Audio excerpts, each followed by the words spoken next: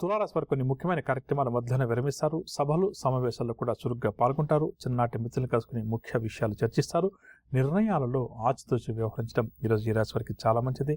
భాగస్వామ్య వ్యాపారాలలో ఆశించిన లాభాలు కష్టమని చెప్పవచ్చు. ఉద్యోగ వర్గాల వారు స్థాన చలనం కోసం ఎవరైతే ప్రయత్నం చేస్తారో వారి కోరిక నెరవేరే అవకాశం ఉంది. రాజకీయ కళారంగాల వారికి కూడా మానసిక శాంతి అధికంగా ఉంటుంది. విద్యార్థులకు కూడా ఈరోజు కొంత నిరాశ తప్పదు. మహిళలకు అనారోగ్య సమస్యలు, కుటుంబ సమస్యలు అధికమవుతాయి. తులారాశి వారికి ఇవాళ కాస్త రంగు తెలుపు రంగు మరియు పసుపు రంగు. పరిహారాల విషయానికి వస్తే తులారాశి వారి ప్రతి ఒక్కరు కూడా కనకదుర్గ అమ్మవారిని పూజించడం చాలా మంచిది. తదుపరి వృశ్చిక రాశి. వృశ్చిక రాశి వారికి ప్రతి పనిలో కూడా వ్యయ ప్రయాసాలు అధికంగా ఉంటాయి. కొన్ని ముఖ్యమైన పనులు మధ్యలోనే విరమిస్తారు. ఆరోగ్య భంగం, ఔషధ సేవనం కూడా ఈరోజు ఈ రాశి వారికి తప్పకపోవచ్చు. విలువైన వస్తువులు జాగ్రత్తగా కాపాడుకోవాలి. దూర ప్రయాణాలు కూడా ఈరోజు వీరు చేయాల్సి వస్తుంది. భవిష్యత్తుపై కొంత ఆందోళన కూడా ఈరోజు ఈ రాశి వారికి నెలకొంటుంది. బంధువుల నుంచి కూడా కొన్ని విమర్శలను వృశ్చిక రాశి వారు ఎదుర్కొంటారు. వ్యాపారవర్గాల వారికి వ్యాపార లావాదేవీలు నిరాశ కలిగిస్తాయి. ఉద్యోగవర్గాల వారికి ఉద్యోగాల్లో ఆకస్మిక మార్పులు, చేర్పులు. రాజకీయ కళారంగాల వారి విదేశీ పర్యటనలు వాయిదా పడతాయి. విద్యార్థులకు కూడా ఈరోజు అంతగా అనుకూలం కాదు. మహిళలకు కుటుంబ సభ్యులతో వైరం కూడా ఏర్పడుతుంది. వృశ్చిక రాశి వారికి ఇవాళ కాస్త రంగు నలుపు రంగు మరియు నీలం రంగు. పరిహారాల విషయానికి వస్తే వృశ్చిక రాశి వారు ప్రతి ఒక్కరు కూడా శ్రీరామ రక్షాస్త్రోతాన్ని పఠించడం చాలా మంచిది. తదుపరి ధనురాశి.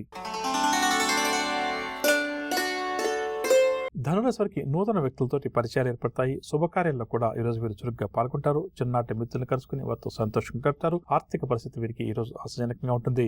కాంట్రాక్ట్ రంగం వారికి కాంట్రాక్టులు తగ్గుతాయి. శత్రువులు కూడా ఈరోజు స్నేహితులుగా మారతారు. ఆదాయం చాలా వరకు కూడా వీరికి సంతృప్తికరంగా ఉంటుంది. భాగస్వామ్య వ్యాపారాలు లాభిస్తాయి. ఉద్యోగ వర్గాల వరకు ఉద్యోగాల్లో పదోన్నతి సూచనలు. రాజకీయ కళారంగాల వరకు కూడా ఈరోజు చక్కగా అనుకూలిస్తుంది. విద్యార్థులకు విదేశీ విద్యావకాశాలు లభిస్తాయి. మహిళలకు ఆస్తి లాభ సూచనలు. ధనురాశి వారికి ఇవాళ కాస్త రంగు ఎరుపు రంగు మరియు గోధుమ రంగు. పరిహారాల విషయానికి వస్తే ధనురాశి ప్రతి ఒక్కరు కూడా గణపతిని పూజించడం చాలా మంచిది. తదుపరి మకర రాశి. మకర రాశి వారు ముఖ్యమైన వ్యవహారాల్లో ఈరోజు విజయం సాధిస్తారు. అందరిలో కూడా మంచి గుర్తింపును పొందుతారు. ఆస్తి వివాదాలు ఎవరికైతే ఈ రాశి వారికి అధికంగా ఉన్నాయో అవన్నీ కూడా పరిష్కారం అవుతాయి. కానీ అటువైపు ప్రయత్నం చేయడం చాలా మంచిది. శుభకార్యాల ప్రస్తావన కూడా కుటుంబంలో కొనసాగుతుంది. సన్నిహితులు, స్నేహితులతోటి వివాదాలు ఏమైనా ఉంటే అవన్నీ కూడా పరిష్కారం అవుతాయి. భూములు, గృహం కొనుగోలు చేయడానికి కూడా గ్రహస్థితి అనుకూలంగా ఉంది. సేవా కార్యక్రమాలపై ఆసక్తి కూడా చూపుతారు. వ్యాపార వర్గాల వారికి వ్యాపారంలో అధిక లాభాలు చేతికంతాయి. పారిశ్రామిక రాజకీయ వర్గాల వారికి సన్మానాలు, సత్కారాలు. విద్యార్థులకు గౌరవ పురస్కారాలు.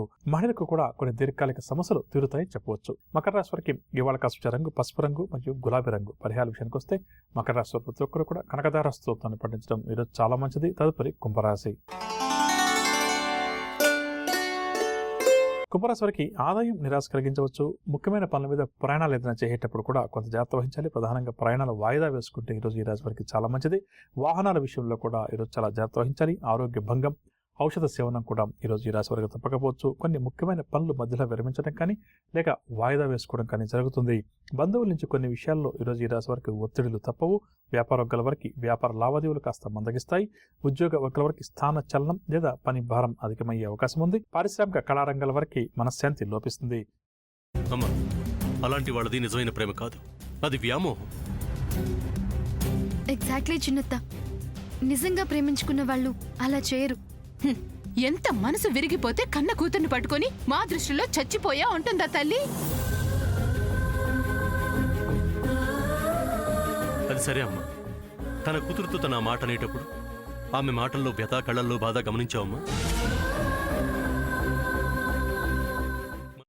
పెద్దబాబుకు బర్త్డే విషెస్ చెప్పు కూడా వెళ్ళాం కదా. ఊరికే ఎలా కాలిపోతుంది?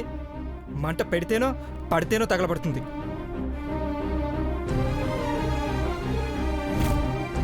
కరెక్ట్ చిన్నబాబు, నీకొచ్చినట్టే నాకు డౌట్ వచ్చింది.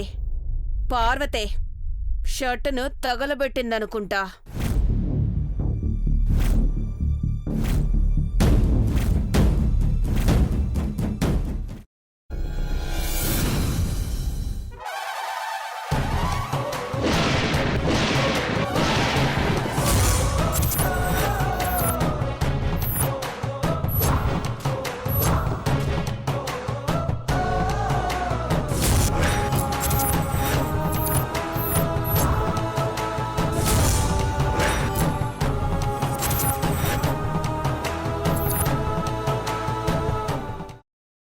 తర్వాత పొట్టు తీసేసి చాప్ చేసి పక్కన పెట్టుకోవాలి.